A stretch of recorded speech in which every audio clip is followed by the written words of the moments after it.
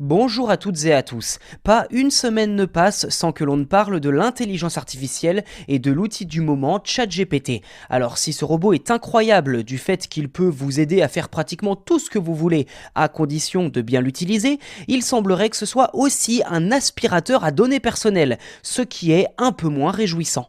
Concrètement, si vous utilisez ChatGPT, alors vous utilisez sans doute sa version publique qui par conséquent nécessite la création d'un compte. Sauf que pour s'inscrire, il faut impérativement utiliser une adresse mail valide et authentique ainsi qu'un numéro de téléphone.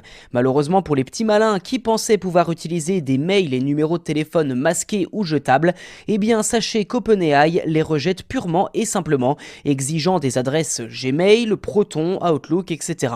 Concernant le numéro de téléphone, vous ne pouvez en théorie pas le réutiliser pour créer un autre compte. Avec un mail et un numéro de téléphone valide enregistré, OpenAI peut déjà en savoir beaucoup sur vous, comme votre pays de résidence ou le nom de votre opérateur mobile. Mais surtout, ChatGPT garde une trace de tout ce que vous échangez avec lui. Alors si vous utilisez déjà ChatGPT, vous avez pu remarquer que l'outil gardait en mémoire toutes vos requêtes dans une sorte d'historique, à moins évidemment de les supprimer. Les conversations que vous avez avec l'IA, OpenAI s'en sert pour analyser la façon dont les internautes utilisent son chatbot de façon générale et comment ce chatbot peut encore être amélioré justement.